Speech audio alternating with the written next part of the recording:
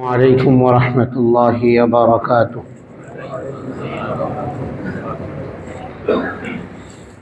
الحمد لله نحمده ونستعينه ونستغفره ونؤمن به ونتوكل عليه ونعوذ بالله من شرور أنفسنا ومن سيئات أعمالنا. من يهده الله فلا مضل له ومن يضلله فلا هادي له، ونشهد أن لا إله إلا الله وحده لا شريك له، ونشهد أن محمدا عبده ورسوله صلى الله تعالى عليه وعلى آله وأصحابه وبارك وسلم تسليما كثيرا كثيرا. أما بعد، فأعوذ بالله من الشيطان الرجيم. بسم الله الرحمن الرحيم. وكأي من نبي قاتل معه ربيون كثير فما وهنوا لما أصابهم في سبيل الله وما ضعفوا وما استكانوا والله يحب الصابرين. وقال تعالى: ولا تحسبن الذين قتلوا في سبيل الله أمواتا بل أحياء عند ربهم يرزقون. وقال الله تبارك وتعالى: إذ قالت الملائكة يا مريم إن الله يبشرك بكلمة منه اسمه المسيح عيسى بن مريم وجيها في الدنيا والآخرة ومن المقربين. صدق الله مولانا العظيم وصدق رسوله النبي الكريم، ونحن على ذلك من الشاهدين والشاكرين، والحمد لله رب العالمين. اللهم صل على محمد وعلى آل محمد كما صليت على إبراهيم وعلى آل إبراهيم إنك حميد مجيد. اللهم بارك على محمد وعلى آل محمد كما باركت على إبراهيم وعلى آل إبراهيم إنك حميد مجيد। मुअज़्ज़ज़ मोहतरम उलमाए किराम, बुजुर्गान दीन ও আমার সর্বস্তরের প্রাণপ্রিয় মুসলিয়ান কিরাম, আলহামদুলিল্লাহ, আল্লাহ সুবহানাহু ওয়া তাআলার দরবারে অসংখ্য অগণিত শুকরিয়া আদায় করছি, যিনি আমাদেরকে আজকের পবিত্র জুমার দিনে সালাতুল জুমা আদায়ের উদ্দেশ্যে আগেভাগে মসজিদে আসার তৌফিক দান করলেন। 1447 হিজরি সনের 6ষ্ঠ মাস জুমাদাল উখরা এর সর্বশেষ জুমা, আজকের 27শে জুমাদাল উখরার জুমাতে আল্লাহ রাব্বুল আলামিন আমাদেরকে উপস্থিত হওয়ার সৌভাগ্য দান করেছেন। আমরা মসজিদে আসতে পেরেছি। পরিবেশ পরিস্থিতি প্রতিকূল, এক ক্রান্তিকাল, দেশের বিশৃঙ্খল পরিস্থিতি, জনমনে আতঙ্ক এবং পৈশাচিক এক বর্বরতা এবং দুরবস্থার মধ্য দিয়ে আমরা অত্যন্ত উদ্বিগ্ন সময় পার করছি। এই অবস্থাতে আল্লাহ রাব্বুল আলামিন তার বিধান পালনের জন্য আমাদেরকে মসজিদে আসার তৌফিক দান করেছেন। আল্লাহ তাআলার হুকুম আদায়ের জন্য আমরা মসজিদে এসেছি। আল্লাহ তাআলা আমাদেরকে নিরাপদে এনেছেন। নিরাপত্তা বিঘ্নিত হচ্ছে জনগণের, এমন এক ক্রিটিক্যাল সময়ে আল্লাহ তাআলা আমাদেরকে যে নিরাপদে রেখেছেন, যেখানে ঘর থেকে বের হওয়ার পর মানুষের জনজীবনে নিরাপত্তা নেই, মানুষ টার্গেট কিলিংয়ের শিকার হচ্ছে, ভয়াবহ এক অবস্থা এবং পরিবেশ। আজকে এক শোকার্ত পরিবেশ দেশে। সময়ের একজন সাহসী সন্তানের, সংগ্রামী এক যুবকের এভাবে চলে যাওয়া, শাহাদাত বরণ, বর্বরতার শিকার হওয়া, সে কারণে আমরা ব্যথিত, ক্ষুব্ধ এবং রাষ্ট্র তাকে নিরাপত্তা দিতে ব্যর্থ হয়েছে। এ দায় রাষ্ট্রের, যে আমরা আমাদের ব্যর্থতা, যে একজন সময়ের সংগ্রামী যুবককে আমরা, দেশের একটা সম্পদকে আমরা রক্ষা করতে পারিনি। মাত্র 33 বছরের জীবনে সে শাহাদাতের উচ্চাকাঙ্ক্ষা লালন করত। আল্লাহ তাকে শহীদ হিসেবে কবুল করেছেন, শাহাদাতের মৃত্যু তাকে দান করেছেন। অন্যায়ভাবে আক্রোশের শিকার হয়ে আধিপত্যবাদ বিরোধী চেতনা লালন করার কারণে আজকে তাকে এভাবে প্রাণ দিতে হয়েছে। নাম তার উসমান হাদি। হাদি মানে পথ প্রদর্শক। বাস্তবিকই সে আমাদেরকে পথ দেখিয়ে দিয়েছে যে আদর্শ, নিষ্ঠা, উদ্যমতা এবং সৎসাহস, উচ্চকণ্ঠে সত্যকে উচ্চারণ করতে পারা,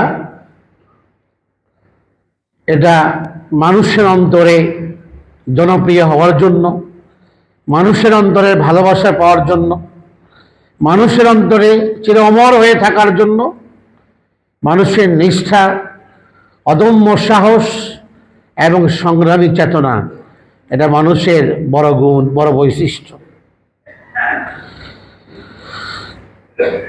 ইতিহাসের কাঠগড়াতে এই ছেলে ব্যর্থ নয়,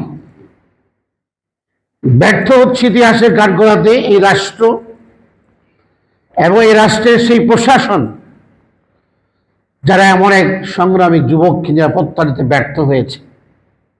এ দায় তাদের, এ দায়বদ্ধতা জীবনভর তাদেরকে নিতে হবে।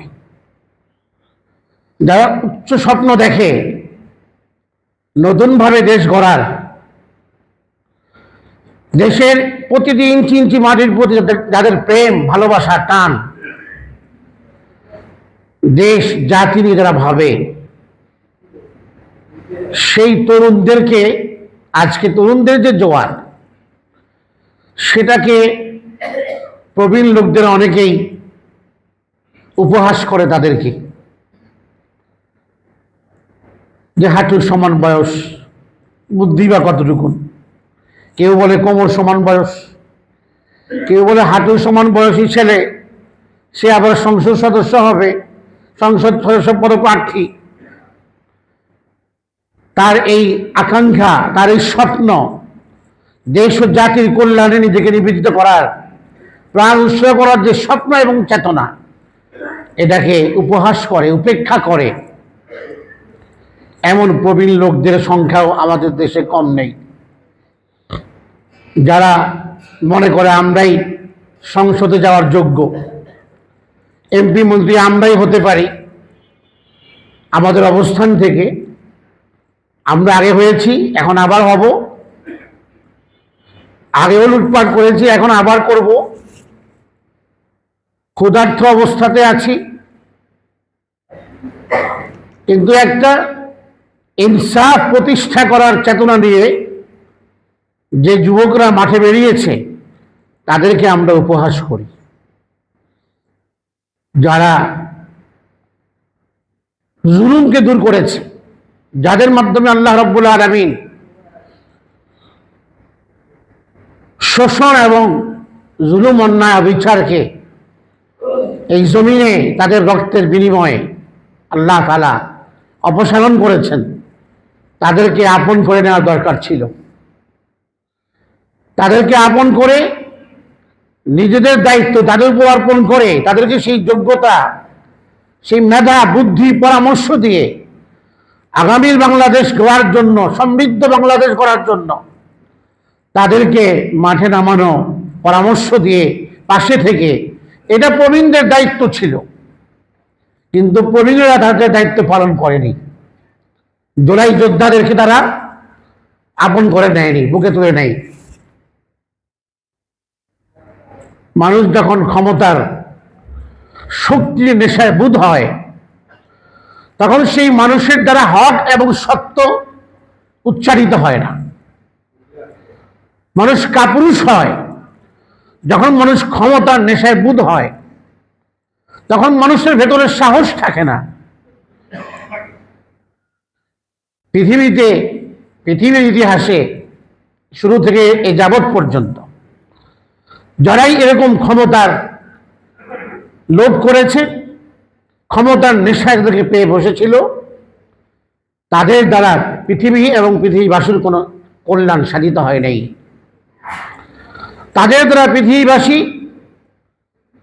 নিপীড়নের শিকার হয়েছে, জুলুমের শিকার হয়েছে।